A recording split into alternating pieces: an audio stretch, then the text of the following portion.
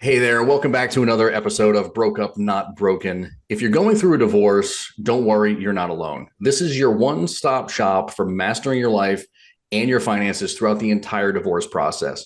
In today's episode, we're talking with Liam Naden. Liam is a marriage and relationships expert with an emphasis on using the right mindset to create the best solutions in relationships and your life. He is the author of several books, including Marriage Uncounseling, a counterintuitive approach to healing relationships and bringing back love. The host of two podcasts, Let Yourself Off the Hook, which is about life success, and Growing in Love for Life, about marriage and relationships.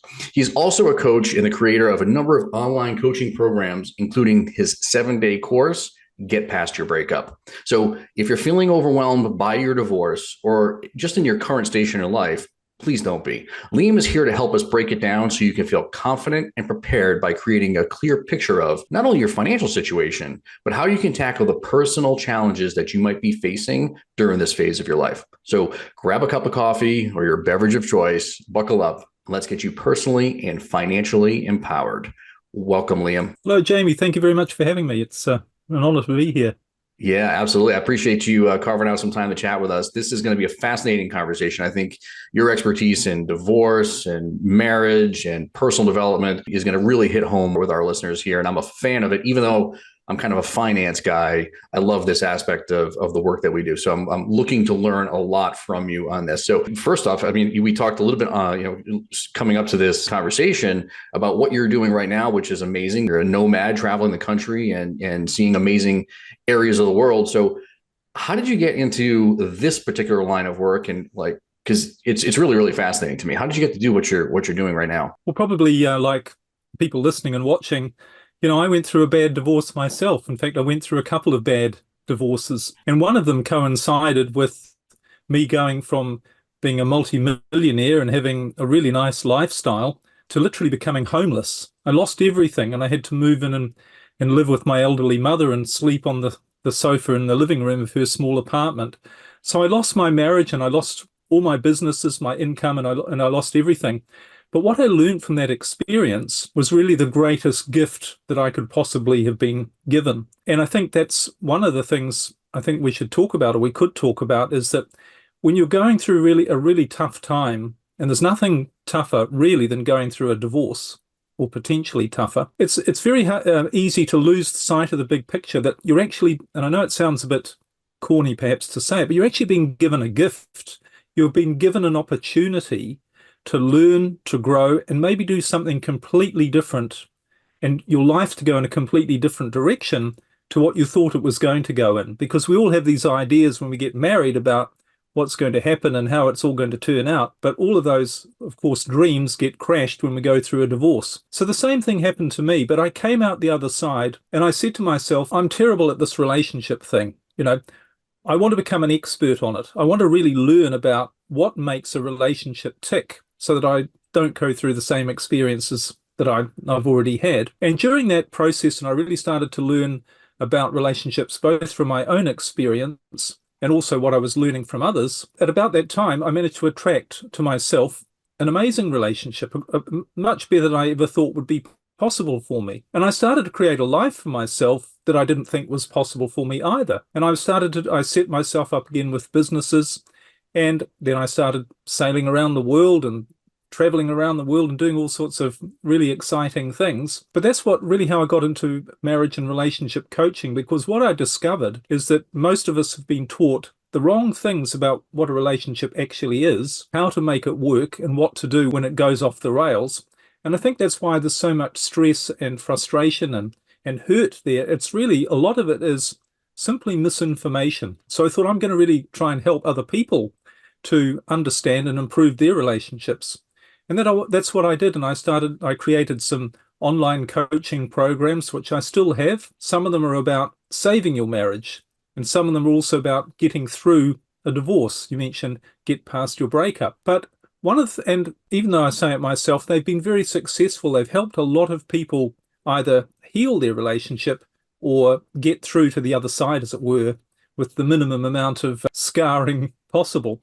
But one thing that always puzzled me when I was helping people and people who enrolled in my programs is that I couldn't understand why some people taking the same information, why some people got good results, they got what they wanted, they either healed their marriage or they moved on to what I was hoping for them through the Get Past Your Breakup program, which is a much better, more fulfilling life. They either succeeded or they didn't. And I wanted to find out what the difference was between real success, both in relationships and in healing your life, and life success in general, what the difference was between people who succeeded and those who didn't. And what I discovered was it was nothing to do with motivation. It was nothing to do with the amount of information people had. It wasn't a question of how determined people were to overcome the adversity that they were faced with. And it wasn't anything to do with prayer or belief or faith. What it came down to was a different mindset, a different way they were using their brain. And that's what led me into being more and more fascinated with this whole idea that actually the results you get in your life are not the result of hard work, struggle, stress, frustration, and anger and, stress. They're actually the result of something quite different. And it comes down to how you use your brain. So that's what I do now, is I help people in their relationships, but also other areas of their life, to get much better results by really using this machine that we have between our ears in a far more effective way. That is incredible. I had no idea. I should have asked more questions in our lead up to this conversation, but I always like learning about people as we go and trying to do this on the fly. But so you lose the businesses, you're sleeping on your mother's couch effectively, and you didn't have, maybe you had a little bit of this experience and this knowledge at that point, but I'm going to guess that as you continue to learn and grow, it was easier to get yourself out of that quagmire. A lot of the people that we work with are in some pretty challenging situations. There could be things like domestic violence, financial abuse, you name it. Just really, I'm working with a couple of clients that are living in shelters. It's really, really bad. And they're in the first inning. They're in the very early stages of their divorce. And some haven't even said that they haven't even filed for divorce yet. So they have a long way to go. What was that tipping point or that moment in time when you were sleeping on your mother's couch and you just said, okay, I've got to pick myself up by my bootstraps, so to speak, and move forward with this. And this is how I'm going to do that, because I'm not a psychologist. I'm not a psychiatrist. I don't try to pretend to be one, but I understand, there's that grieving period and the mourning period that we all have to go through, and the emotional roller coaster, so to speak, that we all have to wade through as we're going through a divorce. What was the impetus for you to just kind of push that behind you and just say, okay, I've got to turn this thing around and be able to do what you've done? Well, interestingly, it's quite different to what you might think. It wasn't a question of determination and me saying to myself, I'm going to overcome this challenge, I'm going to get through this. It was actually quite the opposite, because as I was lying there on my mother's uncomfortable couch trying to get to sleep and worrying about all the problems that I had and people after me for money and all of the stress around the relationship breakup and the financial breakup that I was experiencing, two questions kept coming to my mind. And I'm sure anyone listening, if you're going through this experience of the real stress, I must say, I have been through it. There's nothing worse than losing everything and not knowing where to turn. And the two questions that kept coming up into my mind, the first question was, why has this happened to me? Why am I faced with this awful situation? And for people, whatever your situation, if there is, yes, abuse or whatever the problems are, I'm sure you're probably asking that question. And you're saying to yourself, I didn't really deserve this. I don't deserve this. And that's the way I felt, because I always thought I was a good person. I'd really tried my best. I'd tried to be honest and ethical and loving. And I'd also always tried to put in 100% to whatever I was doing, whether it was a relationship or a business or anything.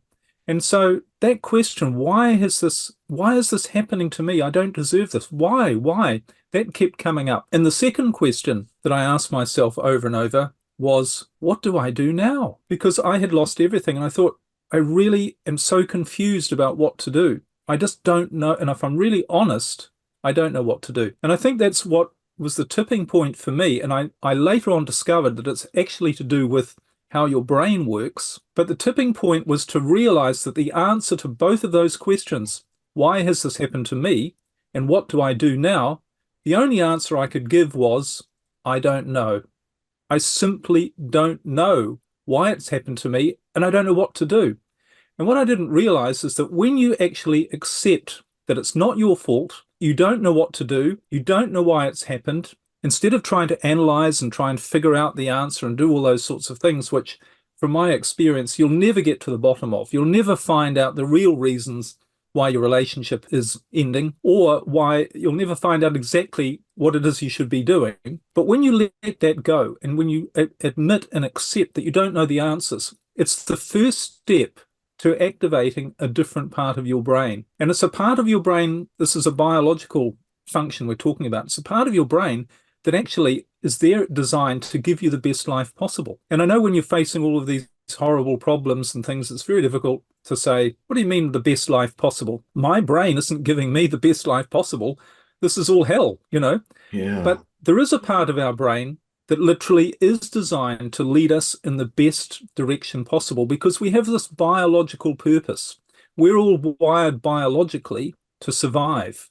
We live in this biological world, and every living thing, including us, the primary purpose of all life is to survive. And the way we best survive is by being our best. And that means not just physically our best, it means mentally and emotionally our best, which actually means to be happy. So we have a biological purpose to be happy. And I know that sounds really ridiculous when you think about it, when there's so much misery around us. But really, on a biological level, we are designed to be happy. And we have this machine called a brain, which is designed to bring us and to make sure everything that happens in our life to give us the greatest chance for survival by being happy, by being fulfilled. So when things go wrong in our life, it's not a question of saying, why does this happen to me and what did I do wrong, and being confused. It's just a question of saying, quite simply, there's something about the biology of my brain that has caused this to happen. And I can either use this as an opportunity, which is what it is,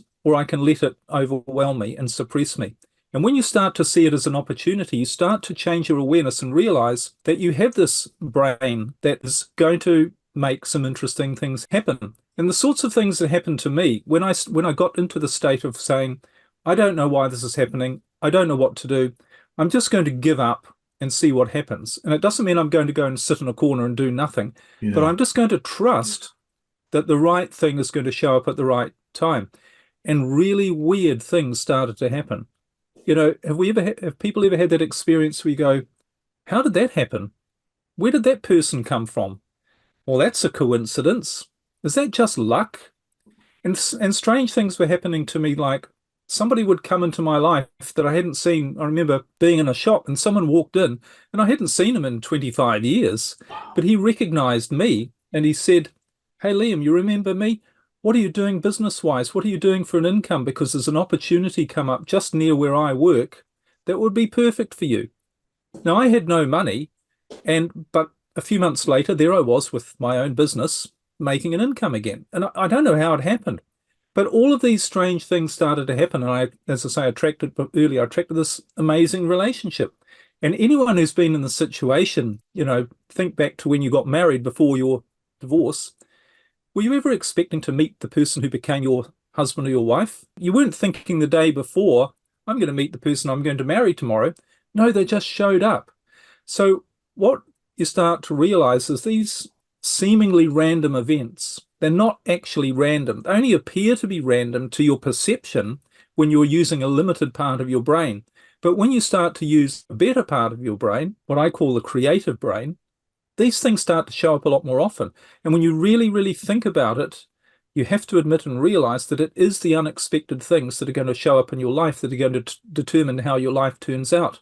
You know, very often I talk to people who are going through real stress through their marriage breakup, and they're full of fear and anxiety and worry about the future. And I just look at them and I say to them, look, you don't know what's going to happen in the future, but I can guarantee it's going to be great. Why can't you see that everything's going to work out fine? You're going to get through this. And maybe this is going to be a great opportunity to move on to something better. Maybe you can look back on the relationship that's failed and thought, you know, it was fine for me at the time, but it's not right for me moving forward. And then you find someone else far better. And so many people have contacted me when they've been through my coaching and said, Liam, you're not going to believe what my life's like now. You know, I just was so afraid of the end of my marriage and what was going to happen to me. And I can't believe what's happened. I've met this other person who's far better than the person I was married to. My life is far better than it was. I wish I'd ended things years before what I did. Now, none of that's expected, is it? They weren't expecting that. But the reality is that your brain, this biological machine, it's designed to make sure you do the right things, you make the right decisions, you avoid making the wrong decisions, and you get some good results. And you also, sounds weird, but it's biological, people, the right people, start showing up in your life. The right things start showing up in your life. It's how we're biologically designed. It's incredible because you say that, and as you were saying that, that was exactly what happened in my own situation. Right. Looking back, I probably should have ended my first marriage years prior, but couldn't pull the trigger for whatever reason. I was afraid to do so. I was fearful of the unknown and so on. And once I finally got the gumption to be able to do that, it turned out so much better than it. And even the kids are in a much better spot than they would have been in had I stayed in the marriage. So I would, yeah, I've seen that firsthand myself. So we could talk, we could literally talk, probably we'd have 2 podcasts on personal development and mindset shifting and all that stuff relative to like within the marriage. Like how do you save the marriage? How do you become a better person at work and at home and all that stuff while you're married? We can save that for another conversation. A lot of the people that we work with and the people that are listening are on the, like we've mentioned earlier, on the doorstep of a divorce or in the throes of it right now. So based on your experience, and you've alluded to some of this, but I just want to make sure we clarify, once all attempts at reconciliation are over and you've decided that now, like I'm going to drop the dreaded D word and tell my significant other that I want a divorce, what are some of the lessons that, or maybe even some common factors with people that you work with, that people that like once they've said it, like what are some of the tips and tricks that you can share with us that to change our mindset of, okay, I've dropped the D word, we're going to get a divorce. Now what? Like, what are some of the things I should be thinking about? Well, I'm sure if you go through that experience, what you are going to be feeling is a lot of stress, fear, and anxiety. And probably what has led you to that decision or that situation is there's a little voice inside you that says, look, this is no longer right for me. This relationship, it's just not working. And the truth is, I need to end it. But there's another voice that says to you, that is terrifying. What's going to happen to you? How do you know that you're not going to end up in a terrible situation? You're going to stay alone and lonely for the rest of your life. It's going to cost you a huge amount financially. What are you going to do? You don't know what to do. So you have these 2 voices going on in your head. One is your gut feeling, which is like your insight saying, this is the right decision. And there's another voice which is saying, don't do this. This is terrifying. The difference is these are actually 2 parts of your brain at work. And the part that's saying to you, just listen, do what I tell you, don't worry, it's all going to work out, that this is the right thing to do. You know that the end of this relationship, I mean, it might be your husband or your wife has told you that they want a divorce, but there's still a little voice inside of you that's maybe thinking, I don't want to admit it, but it probably is the right thing. Because again, I don't want to admit it. This voice, we're very good at shutting it down and pushing it out of the way and ignoring it. But it's probably saying to you on some level, this is what's right, that things weren't going in the right direction. So that part of that little voice is your creative brain at work. And I've got a lot more on my own website about how this part of your brain works. But this is the master part of your life that's designed to lead you to do all of the right things and have all the right things happen in your life so that you have your best life, so that you have your greatest chance for survival, which is your biological purpose. And that's the part of the brain that we should be using and listening to. But there's another part of the brain, which is what I call our survival brain. And that's all about protecting us from danger and threats to our survival. And the way it does that is it makes us feel stressed and afraid, and it reacts to dangerous situations. But what it also does when we activate that part of the brain is we shut down the creative brain. So all of our insight and awareness on the right things to do, we literally can't see it. And I mean, think about maybe if you're in this situation, have you got a friend, or not you, but someone listening I'm talking to? Maybe you've got a friend or a relative who's saying to you, look, don't worry. This is the right thing for you, that your marriage, it's no longer right. You have to move on. But you're going to be fine. Everything's going to work out. You're a wonderful person. Don't worry about the future. Now, we might have somebody else telling us that, but we can't feel it. We can't see it. And we say to ourselves, no, I'm so stressed and upset. And the difference is the reason they can see it is because they haven't activated this survival part of the brain, which is literally blocking your awareness and ability to see the big picture. So what activates that part of the brain is the fear, stress, worry, and anxiety. Biologically, it activates something called the sympathetic nervous system, which creates this state of fighting off a threat or a danger. But it shuts down all of our insight and our intuition and our ability to do the right things. So the most important thing to realize is that, yes, you're going to feel stressed. Yes, you're going to feel awful about the future, but it's your survival brain at work, which is a very limited part of your brain that can't see that actually your future is going to be fine.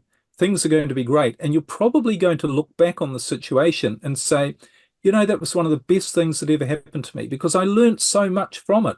Mm-hmm. And I became a much better person. And because I learned so much, I became a much better person. Look at where I am now. I've attracted a much better person into my life. I'm so much more mature, if you like, and empowered in relationships. I'm much better at being in a relationship, and I'm much better at managing my own life. So the key thing is to realize we want to find a way to allow this creative brain to do its job, because it can't show you the right things to do when you're stressed and worried. This is because this is another part of your nervous system that's literally shut down. So that's what we need to learn to activate. And people say to me, so what you're saying is don't feel stressed, afraid, and worried when I'm going through this horrendous situation in my life, because that's activating the wrong part of the brain. Well, I am actually saying that. And people say, well, I can't do that. You might not be able to do all of it, but you can start to become aware of it and realize that you're not going to make the best decisions when you're in a state of stress, fear, worry, and anxiety.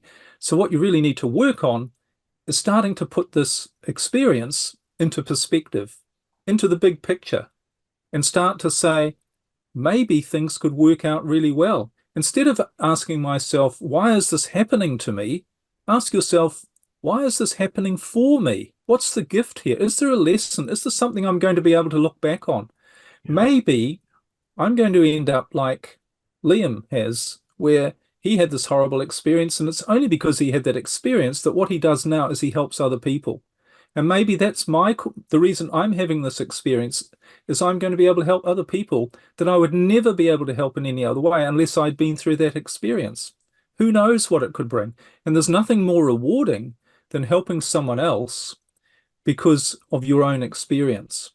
And you can't do it from a theoretical, this marriage relationship thing, you can't do it from a theoretical, you can't learn this stuff in a book. You've got to experience it to be able to really understand and help other people. Mm-hmm. So start to put a different perspective on your situation and say, what am I telling myself that's making me feel all this fear, stress, worry, and anxiety?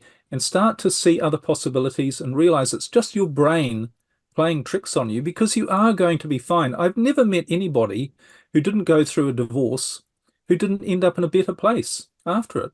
Yeah. Particularly when they said they were going to learn the lessons of what that was teaching them rather than feeling a victim.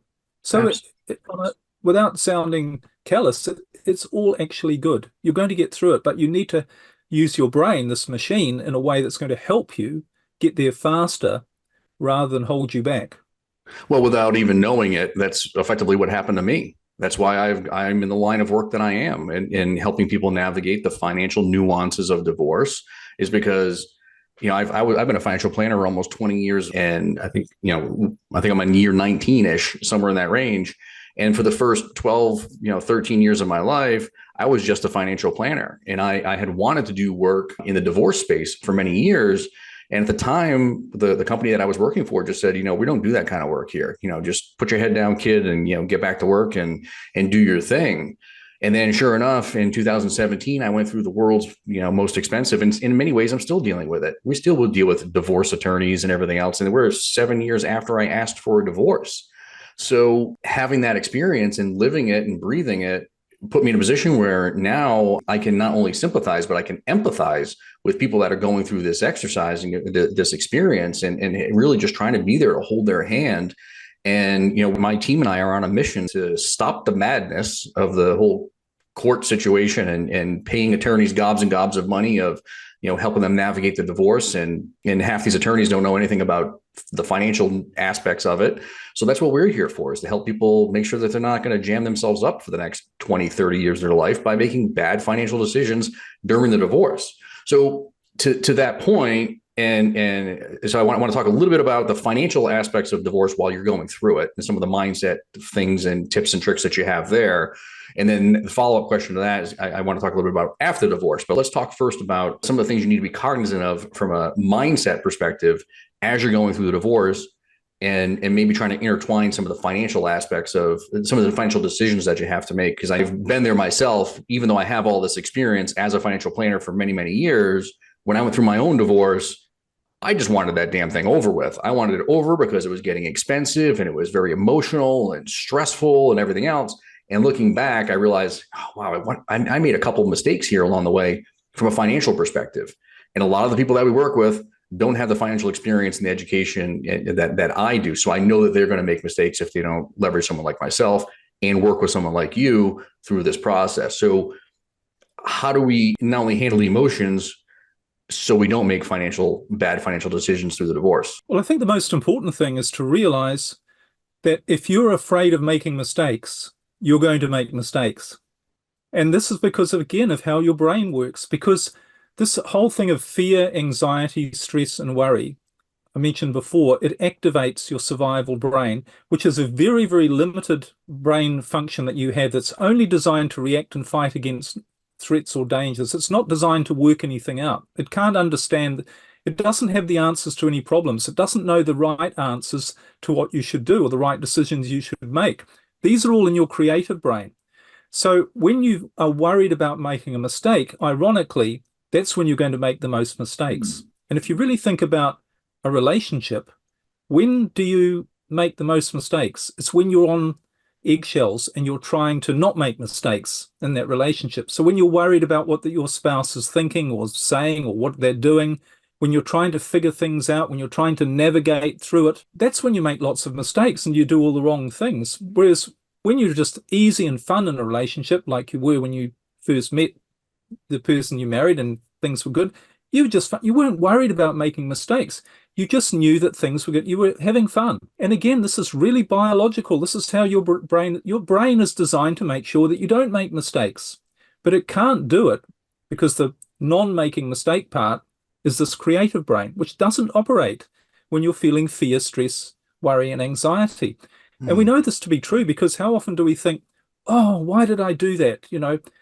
Why, that was so stupid. That was such a bad decision.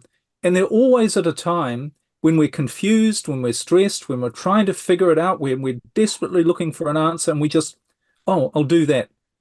And it often turns out to be the wrong thing because we're using this part of the brain that is not designed to make the right decisions. So the main thing I'm getting at is realize that the biggest block you have to not making mistakes is worrying about making mistakes.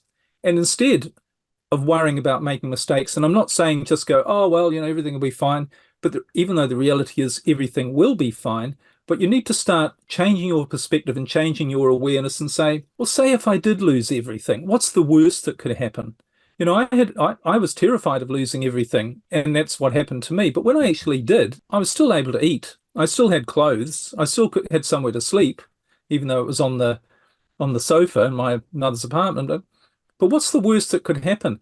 And realize it's very unlikely that worst could happen. But what's the best that could happen? Maybe, we've been talking about, people showing up in your life and events showing up in your life. Maybe why couldn't something really unexpected happen in your life that's really good? Why couldn't you meet somebody else who could give you some financial assistance, or you come up with a new business idea or a new career, or somebody gives you a raise in what you're doing, or in other words, maybe things could turn out better than you expect. So rather than expecting them to turn out badly, why not expecting, well, maybe why not think that something good will show up? So when you're worried about losing your money, for instance, or getting a rough deal financially, instead think, well, even if I lost everything, why wouldn't my brain, because it's what it's designed to do, bring along something better? I might win the lottery tomorrow. It's possible. If my brain is designed to make sure that I'm going to be fine, which is what it is, as long as I trust and allow it to do its job, and we're dealing with an infinitely powerful computer here, the brain, as long as I allow it to do its job, it's going to look after me. Everything's going to be fine. And just a little aside here, I was brought up, I thought as I started to research about how the brain worked and how fear, anxiety, and stress keep you blocked from the part of your brain that will bring you everything you need, and you make sure you make the right decisions and not make mistakes. I thought I've heard this somewhere before, and I realized where I'd heard it was in the Bible, because the Bible says 365 times, 3 words: be not afraid. And it's not saying be not afraid as, try not to worry so much and things will turn. It's an instruction. Be not afraid, because what it's telling you is that when you're afraid, you shut down your creative brain. You activate this very limited part of your brain that's only there to react to a survival situation. And you shut down all of the resources that are there to make sure that everything is going to work out perfectly for you in your life. And it also says in the Bible, do not worry about tomorrow, for tomorrow will take care of itself. Do not worry about what you will eat, drink, or wear. All of these things will be provided for you. Now, this isn't just some idea, because people read that and they go, oh, no, I'd really like to believe that. Well, you don't need to believe that. You just need to understand that's how it works biologically. There's a part of your brain that's designed to bring you everything you need to eat, drink, and wear, but it's not going to bring it to you in the way that you expect. It's going to bring you in different ways. I mean, Jamie, I'm sure that you had never in your wildest dreams, when you were going through your divorce, thought, I'm going to be doing this great podcast and I'm going to be doing this financial help for divorced and people in their financial. You never thought that was going to happen, I'm sure. Absolutely not. Absolutely where did that come from? Yeah. So where did that come from? If it didn't come from your thinking and worrying and wondering what was going to happen, it came from your creative brain saying, this is what is best for you. I know what's best for you. And it made it all happen. And so this is what we need to believe. Yes, we're going to go through a rough phase. And yes, we're going to feel terrible. But if we just play with this idea, well, maybe my perspective, I don't need to feel quite, what am I afraid of? Maybe I can play with it and not be so afraid. Maybe what I'm afraid of is nothing that's realistic. Because all my friends are telling me, don't worry, everything's going to turn out right. The Bible's is telling me everything's going to turn out right. And the fact that you can't see that right at the moment when you're in this situation doesn't mean it's not going to turn out right. It certainly will. There's this other thing we need to realize, that when we're going through a breakup, or even thinking about going through a breakup, there's this thing called oxytocin withdrawal. I don't know if any of your other guests have covered this, or in fact you've covered it, but we have this biological defense mechanism, because we're biological. When you think about how we're designed, the way this human species is designed is that a man and a woman get together, have children, and they stay together to bring up those children, to help those children, to make sure those children survive as well. So we have this chemical called oxytocin, which is sometimes called the attachment hormone, and it's designed to keep people together. So, but whenever you have this feeling or thought or situation that you might break up, you stop producing oxytocin, and it's literally a drug that you have a withdrawal symptom from. So you feel the same they say it's the same withdrawal symptoms. I don't know, but they say it is the same as a cocaine withdrawal. So you feel anxious, worried, stressed. Your thoughts, you get sweaty and your heart races at the mere thought of splitting up, because it's this oxytocin saying, I don't want you to split up. Biologically, it's not good for the children, if you like, in terms of evolution, biology, bringing up children. It's not, I'm doing everything I can to keep you together. So when you go through this, you're going through a chemical withdrawal when you end a relationship, or even when you're thinking about it. But like every chemical withdrawal, you're going to get over it. You're not going to feel so bad about, your body is going to adjust, and you're not going to feel so terrible about the situation you're in. But once you're going through it, of course, you're not going to feel good. And just say to yourself, okay, I'm going through oxytocin withdrawal. Yes, I have all these fears about the future because I don't know what's going to happen, but maybe things mightn't be so bad. Maybe I'll get through this, and maybe things will be a lot better. And maybe this is happening for a reason, a good reason, rather than me thinking it's a bad reason. Wow, that is absolutely incredible. We've had a lot of people that have come on the show in the course of the last few weeks, even, that have talked about some of the psychological aspects of divorce and how to navigate some of those feelings. But I've never heard of that. So that it makes total sense. Total sense. Well, I couldn't think of any better way to wrap up the show than to have that conversation, because I think that a lot of people that are here just They just don't understand that there is there really is a light at the end of the tunnel, and you have no idea what that looks like for you. And it's scary. You're going to feel all the feels along the way. I've been there.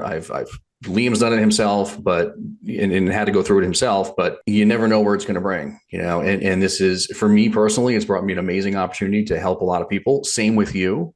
And I think, that's the message, right? Is it's going to hurt. It's going to sting.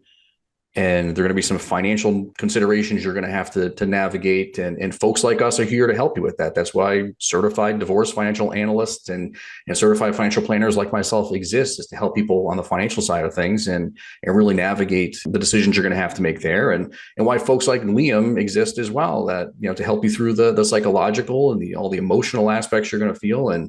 And that's why I'm a big proponent. And Liam, we didn't talk about this, but one of the things that I talk with everybody about is creating team you when it comes time to get a divorce, right? You want to have your financial person, you want to have your therapist, you want to have your divorce coach, you want somebody there to help you with the emotional aspects of things. You have your attorney there to help you with the legal aspects, and combining those forces and having those resources, and then surrounding yourself with loved ones, your family, your friends, people that are there for you when it gets gnarly. That's how you're going to make it through the other side and put yourself in a much better position moving forward. So I'm super appreciative of this conversation, Liam. This has been amazing. Where can people learn more about the work that you do and reach out to you if they have a desire to connect with you? Well, actually, everything is just on my website, which is called liamnaden.com. It's just my name. I've got my own podcast called Let Yourself Off the Hook, and as you mentioned, and also my Growing in Love for Life series about relationships.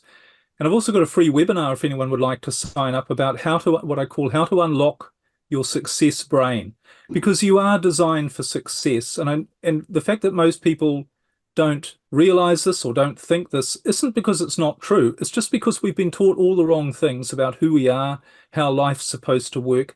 But if you think about it biologically, doesn't it make sense that we're here to survive? That's the primary purpose of our biological makeup. And we have this machine, this brain that is there to make sure we do survive. And that means being happy. It means being fulfilled. It doesn't mean having problems. And all we need to do is learn how to use this machine. So I have this free webinar about how to unlock what I call your success brain, because your brain is literally a machine like a motor car. Once you learn how to drive it the right way, it's a pleasure, and it does everything that it's supposed to do. And it gets you from where you are to where you're supposed to be in an enjoyable way. And all you need to do is enjoy the ride. But if you don't use it the right way, if you don't know how it works, if you don't know how to operate it, you're going to end up with problems. And it's just going to be instead of a pleasurable experience, it's just going to be a struggle full of frustration. It really is the same with the brain, that's what it's designed to do. So I think the most important thing I would suggest to people is learn about this stuff a bit more. It's probably stuff you've never heard of, because I must admit, I've studied success and relationship stuff and personal, and I never was told about the way things work biologically. But I thought, well, it makes so much sense, because imagine trying to walk off a 10-story building and go up in the air and ignore the law of gravity. It doesn't matter. You might think you can go up in the air and pray and do all the, be motivated, but nature overrules everything. And nature, the success law of how you're designed to be, that overrules everything. So there's nothing more important than learning how you operate, how it works. And you're going to find it turns out to be a lot easier than you think. Yeah, that's incredible, man. I appreciate, again, the conversation. This has been a wild ride. I've learned a ton, and I know our listeners did too. So, listeners, if you're driving right now, you're not in a position where you can jot down Liam's information, don't worry. It's going to be in the show notes for everybody to access.